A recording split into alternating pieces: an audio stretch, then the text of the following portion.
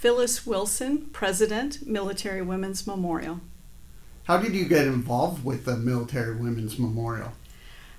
I became aware of the Military Women's Memorial in 2013, which is 16 years after it opened.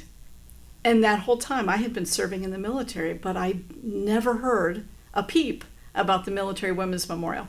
So in 2013, I came here to the Women's Memorial for a friend's promotion ceremony.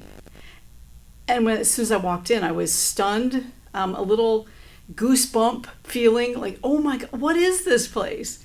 And ever since then, I've been sort of smitten with it. And I've learned more and more over time, but I never would have imagined, even at its 20th anniversary in 2017, that just less than 2 years later, I would be the president of the Women's Memorial. It's just happenstance. Be careful what you ask for, though. Can you tell me a little bit about your own military journey?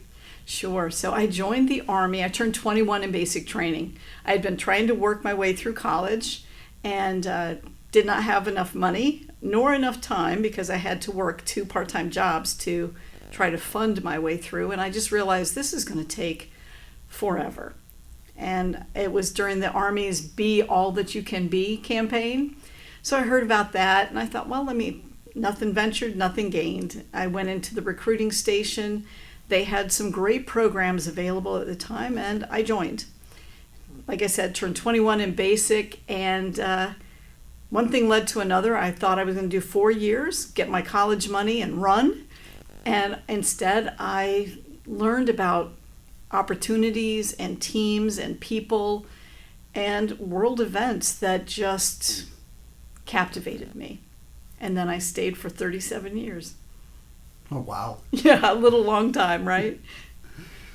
About the memorial, what are some of the exhibits you have here?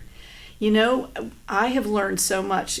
Like I said, 37 years in the Army, and so many of the stories that are told here at the Women's Memorial, I never once heard not a name, not a unit's insignia or their designation, none of that, the whole time I was in the Army.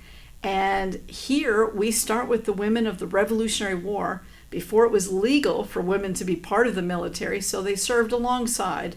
When the guys went off in the Revolutionary War, of course, they didn't go home every night. They might be hundreds of miles. And of course, you didn't hop in a car and drive home.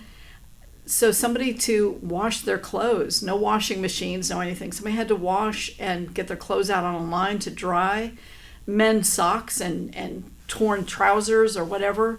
The guys were completely exhausted by the time they'd traveled however far they had to be, and they came back to the women that were cooking in the camps for them. But some women disguised themselves as men and fought on the battlefields, and some of them died on those battlefields.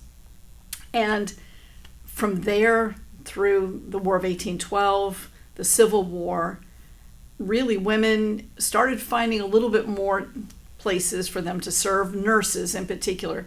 But there was one woman that I read about of the Civil War that disguised as a man, fought so bravely that she was promoted to sergeant for her heroics one day. And apparently she had concealed her pregnancy because 1 month later she gave birth to a little boy. But I don't know what kind of uniform she was wearing, but it certainly wasn't a maternity one, that's for sure. But these are incredible stories of women feeling patriotic, wanting to defend their own country and do what they believed was right long before it was legal. So 1901 is when women, and we start with the Revolutionary, and you come down looks like a museum inside our education center. You come down the line and you get to the Spanish-American War in the 1890s. Where through the Daughters of the American Revolution and other organizations, they knew that if we were going to go off to war to the Philippines or to Cuba, they were going to need to take some nurses with them.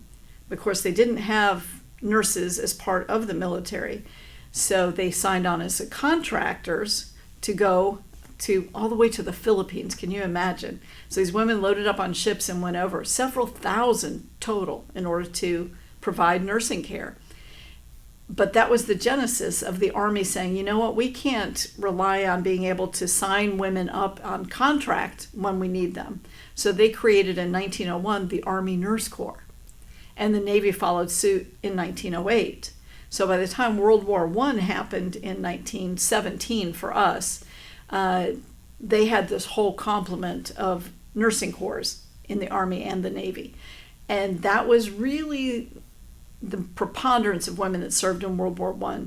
There was a loophole that allowed some women in, and Congress fixed that loophole after World War I because they said that was never their intent. And so women were precluded again from serving, except as nurses, until World War II. And then the demand was so high that they said, we've got to have them. We have to get women in.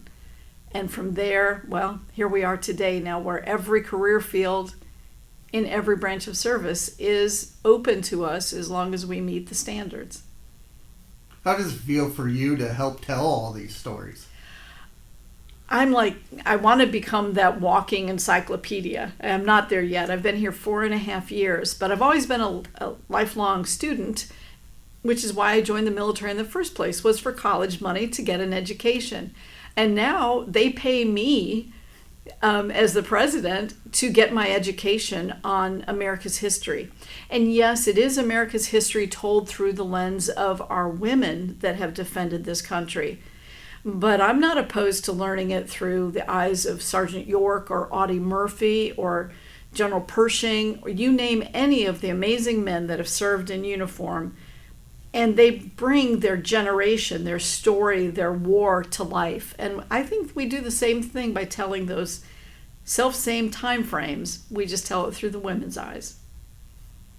What is it like being right next to Arlington National Cemetery, where more people get to hear these stories? Yeah, I tell you, we completely understand. We sit at the entrance to Arlington National Cemetery. And so many visitors that come to Arlington, and then they see the sign that says Military Women's Memorial, and we are called a memorial because of where we're located on the National Mall. We can't be called a museum. We have to be called a memorial. So you think that means we're at Arlington and it's a memorial. That's for our women that are no longer living. We are a living memorial.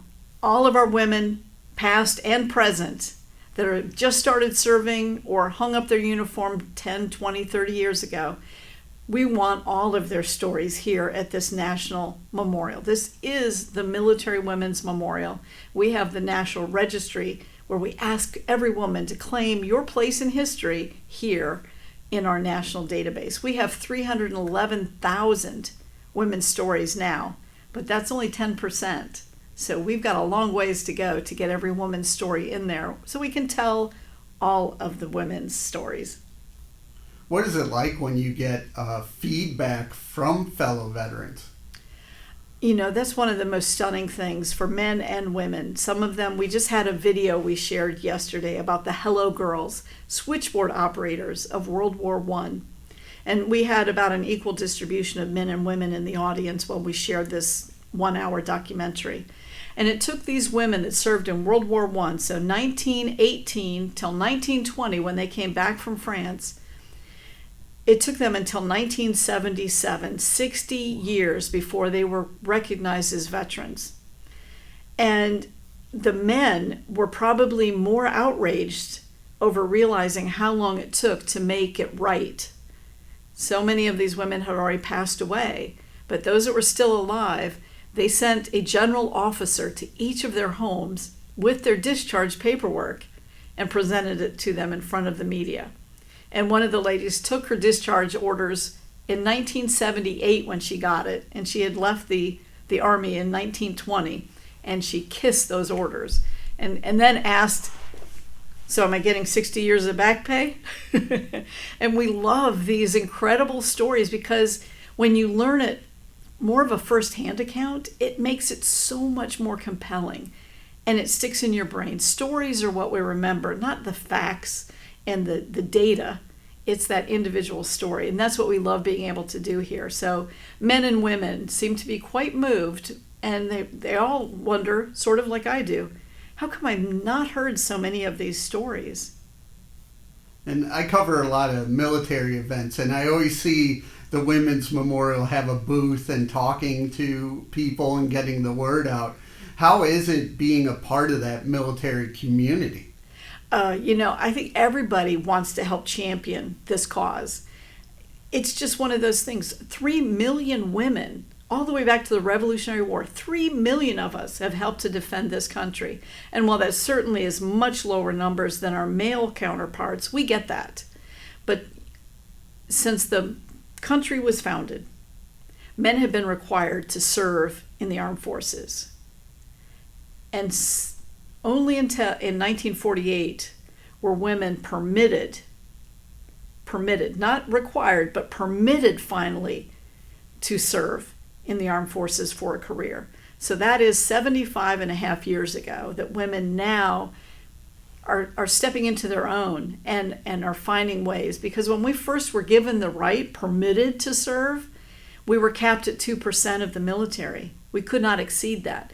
We were capped by rank. We couldn't exceed 05, which is commander or lieutenant colonel. And if a woman became pregnant, she was discharged. And so our timeline is so different than our men. I mean, General George Washington in the Revolutionary War, our first general was nearly 200 years later in 1970.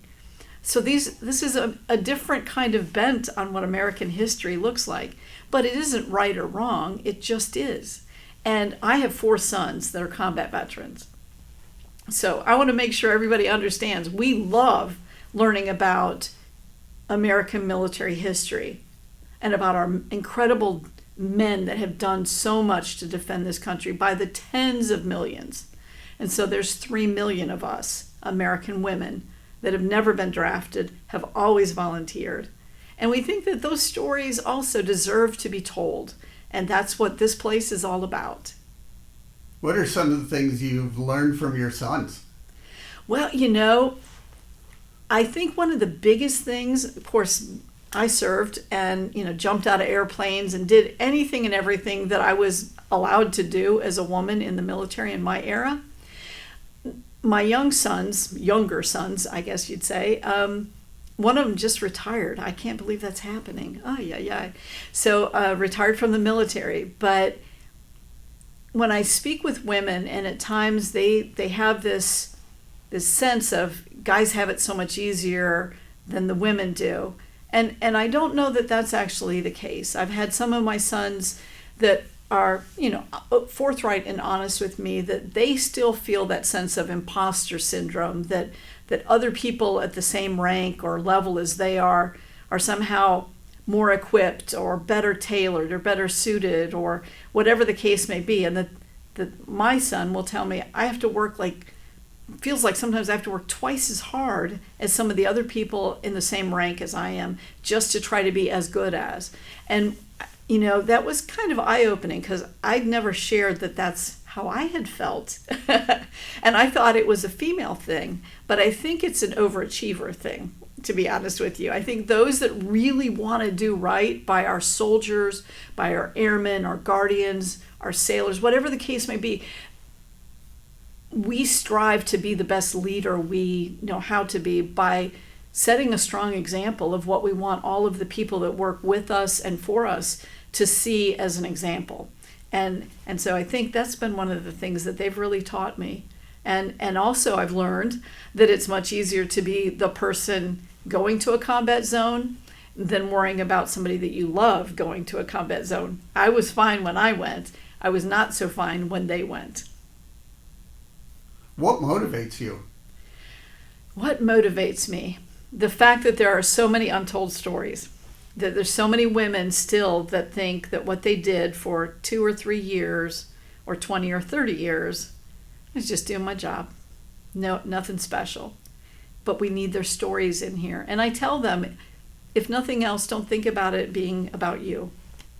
Think about a generation or 2 before you that put up with things that we would have never put up with nowadays, struggled and strove to set examples for us and to give us opportunities that we now take for granted, that they could never do when they were willing to show up and be, I'm not diminishing what a secretary does, but their options were so limited but they still said, put me in. I want to be part of the solution. In any capacity, I'll do whatever it takes to help the war effort. And they did it so incredibly well that it opened up more and more for us. And every generation has continued to do that. And that's what really motivates me, is getting these women, young women now, that don't know their lineage, that 2 generations before. These young women don't know that 30 years ago, women were not permitted on combat ships. 30 years ago, women couldn't fly fighter aircraft. 30 years. And only less than 15 years ago, women finally were allowed on submarines, because they're young and they just think it's always been that way. They don't realize they are still blazing trails now, and their stories matter here for us. From research to just making my evening when I go and search, throw in a name, or I type in submarine and I want to see what women have served and what they put in there to tell their stories. So that's really important to me. Where do you want to see the memorial in the next 3 to 5 years? Oh, well, it's 2024, and in 2026 for America 250, what we want to see here at the memorial, of course, we're not federally funded, but we're raising the money. We want to renovate the inside of the memorial to add 21st century technology so that we can tell these stories in a way that young Americans, our school-age children, come here and they're captivated with the stories of what the women did in the Revolutionary War and what women are doing now in outer space. Everything in between. So the technology that we now have with RFID, with all of the videos, the films, the interactives, I can't wait. That's just 2 years from now. And then we'll look to the future as we, in 2027 will be our 30th anniversary.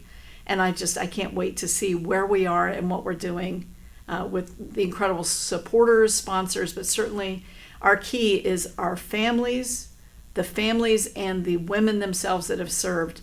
Because if that woman is no longer able to put her story in here, we need a family or a friend to step up and claim her spot here at the memorial and put that story in our database. How can people reach out and learn more? The easiest way is simply go to our website, womensmemorial.org. And once you go there, you'll search around, you'll see all kinds of information. If you click on news in the top right, our monthly newsletter is there, as well as upcoming events, including that Adopt a Woman Veteran Project, where we're asking you to reach out to us. We'll send you a story about one of the women that's no longer living, but her full story is not yet in our database. We need your help. So if you can do all of those, as well as Military Women's Memorial, we're on every social media platform except for TikTok. So any place else, look for Military Women's Memorial. And we also have a YouTube channel with great stories. They're either 3 or 4 minutes long, or they can be 30 or 40 minutes long. You choose how long you want to watch some of those incredible stories from our only woman ever to get the Medal of Honor, Dr. Mary Walker, in the Civil War. Not only is she the only woman ever to get the Medal of Honor, she's the only woman ever to have it taken away and to get it back again. So check her out.